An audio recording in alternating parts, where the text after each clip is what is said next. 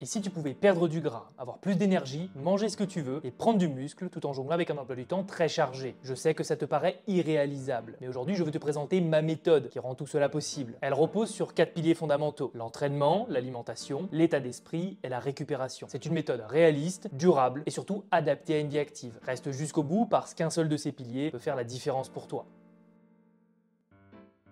Forcément, si tu veux un physique solide, va bien falloir commencer par l'entraînement. On attaque donc avec le premier pilier, l'entraînement. Mon protocole est constitué de 3 à 4 séances maximum par semaine, réparties en upper, lower, upper pour 3 séances semaine ou upper, lower pour 4 séances semaine. Les séances durent entre 1 heure et 1 heure et demie et sont constituées d'exercices de musculation variés, mouvements polyarticulaires et d'isolation, libre ou sur machine. Ma philosophie, c'est un entraînement intelligent, basé sur un choix d'exercices adapté à ses capacités, à ses préférences, à la gestion point fort, point faible et à l'équilibre général du corps. Les séances sont principalement construite en biceps agoniste-antagoniste pour mixer haute performance, intensité, gain de temps et gestion de l'équilibre musculaire.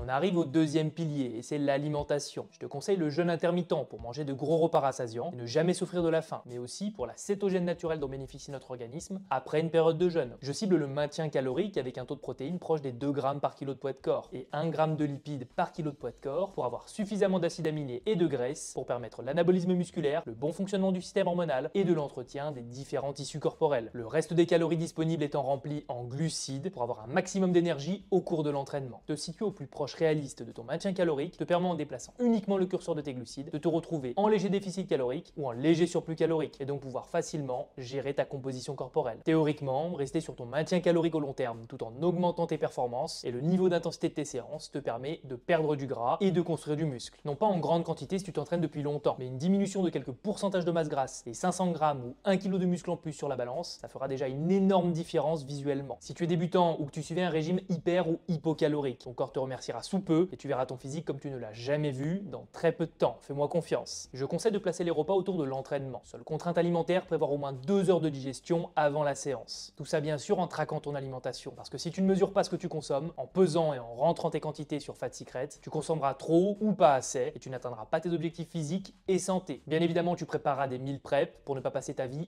à mesurer et tu peux sortir manger au restaurant en faisant des choix alimentaires cohérents avec tes besoins. Privilégie par exemple les viandes maigres, les poissons, les légumes, les céréales si tu manges régulièrement au restaurant. Je conseille une alimentation la plus brute possible, la moins industrielle et sucrée. Tu dois toi-même saler tes plats et ne pas être dépendant de ce qu'un industriel décide de mettre dans un plat pour le conserver ou rehausser sa saveur. Tu dois savoir être flexible et cuisiner ce qui te fait plaisir tout en ayant conscience de ce que tu consommes et toujours surveiller que tes plats correspondent à tes besoins. Sans traquer tes données alimentaires, pas de résultat. Mesurer son alimentation avec ma méthode, ce n'est pas être psychorigide, au contraire se déculpabiliser de n'importe quelle recette du moment que tu la cuisines toi-même avec des aliments les plus bruts possibles et que tu mesures les quantités nécessaires à tes besoins. L'idée principale derrière mon approche alimentaire, c'est de trouver un équilibre entre développement et entretien de la masse musculaire et longévité. En consommant trop ou trop peu, notre corps est au choix, soit en carence, soit en overdose, ce qui entraîne une dégénérescence de nombreux systèmes et plus largement de notre santé.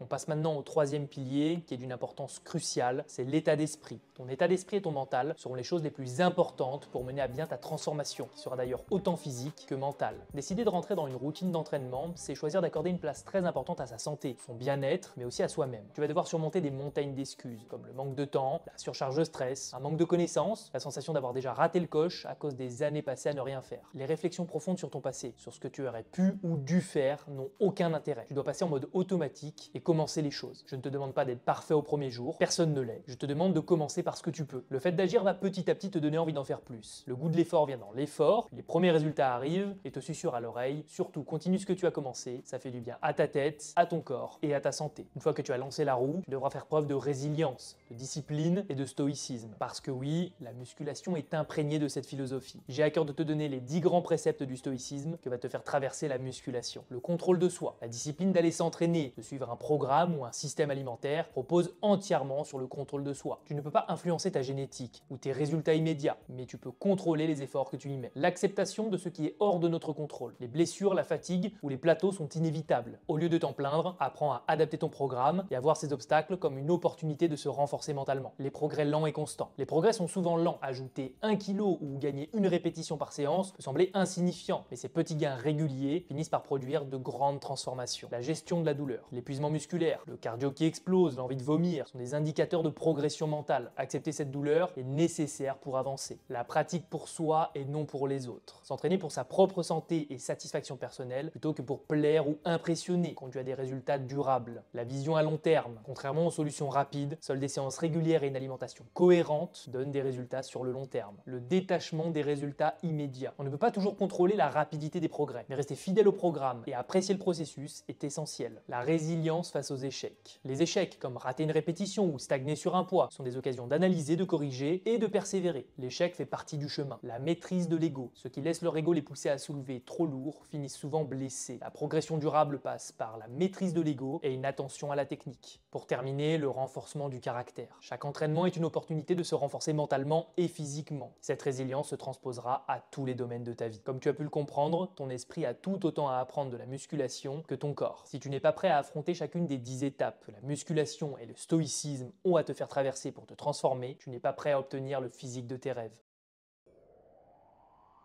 Et on termine par le quatrième pilier qui est la récupération. Le point final de ta transformation, c'est donc la récupération. Elle se découpe en deux grands axes. Ta récupération physique et ta récupération mentale. Pour le corps, les choses sont assez simples. Déjà, je t'impose entre 3 et 4 jours de repos d'entraînement intense par semaine. C'est-à-dire que je t'interdis de faire plus de 4 séances de musculation hebdomadaires. En t'entraînant vraiment intensément et en ayant une vie professionnelle chargée, il ne faut pas compter pouvoir en faire plus, sans empiéter sur ta vie perso et professionnelle. Et au-delà de cette limite temporelle, tu n'auras pas besoin de plus de 4 entraînements par semaine pour optimiser ta fréquence, ton volume et ton intensité d'entraînement. C'est à mon sens le ratio optimal entre sollicitation et récupération. En revanche, je te conseille d'avoir quotidiennement du mouvement dans tes journées, soit à base de marche, sur 1h30 à 2h par jour, ou des séances de cardio à intensité basse ou moyenne. Il faut bien que tu intègres que la prise de muscle et la perte de gras sont des processus qui nécessitent le bon niveau de sollicitation. Ni trop, ni pas assez, pour avoir la capacité d'en récupérer. Le seul secret en musculation, c'est de trouver le niveau d'intensité et de volume le plus haut possible dont tu es capable de te remettre. Cet équilibre-là se teste par la pratique et ne peut être généralisé.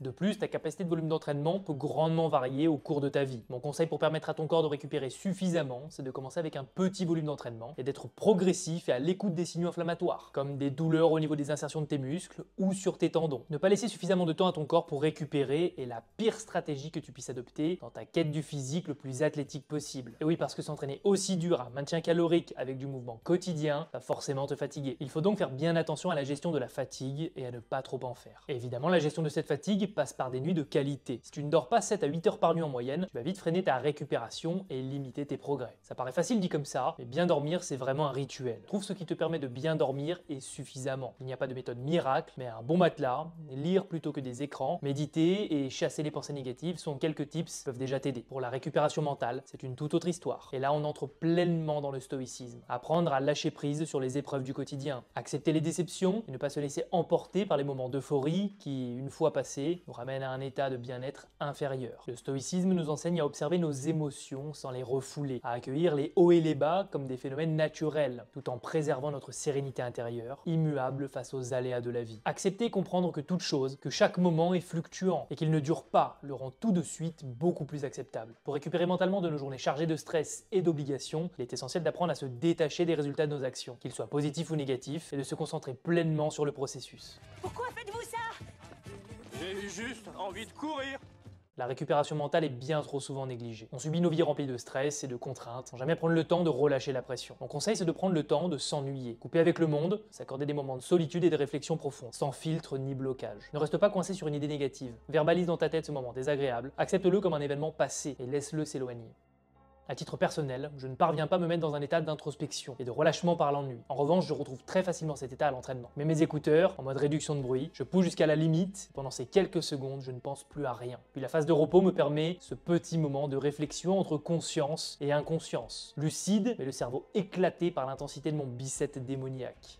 Bien entendu, ces moments peuvent aussi être de la lecture, de la méditation ou simplement du silence. Mais l'idée principale reste la même. Accorder une pause intellectuelle à ton esprit. Apprendre à ne penser à rien est difficile, je te l'accorde, mais c'est une compétence qui libère. Si tu ne prends pas ce temps pour décharger, tu finis par accumuler un poids immense qui use d'abord ton esprit, puis ton corps. Je l'ai personnellement vécu. En 2 ans, j'ai vu mon corps fondre musculairement parce que je me suis laissé dévorer par YouTube. Cette obsession pour les vues, les abonnements, les likes, les chiffres, j'ai sombré peu à peu dans un état de dépression inconscient, constamment déçu par le manque de résultats, malgré mes sacrifices et les attentes irréalistes que je m'étais imposées. Prendre le temps de s'ennuyer, de ralentir, te permet de mieux comprendre ton état mental. Et prendre conscience de ce que tu ressens, c'est déjà un premier pas vers l'amélioration. Voici donc ma méthode, pas seulement un programme d'entraînement, mais un véritable code de vie. Un chemin qui t'apportera santé mentale et physique, mais aussi résilience et discipline, et je l'espère une nouvelle perspective sur les bienfaits profonds de la musculation et de la philosophie stoïcienne. Si tu veux que je t'enseigne mon approche en détail, je t'invite à cliquer sur le premier lien dans la description. Tu accéderas à une vidéo exclusive où je te montre exactement comment je vais te transmettre tout mon savoir pour transformer ta vie, à la fois mentalement et physiquement. Si la vidéo t'a plu, je te laisse t'abonner, me laisser un like et me dire en commentaire avec lequel de ces piliers tu as le plus de difficultés. Sur ce, je te dis prends soin de toi et à très vite.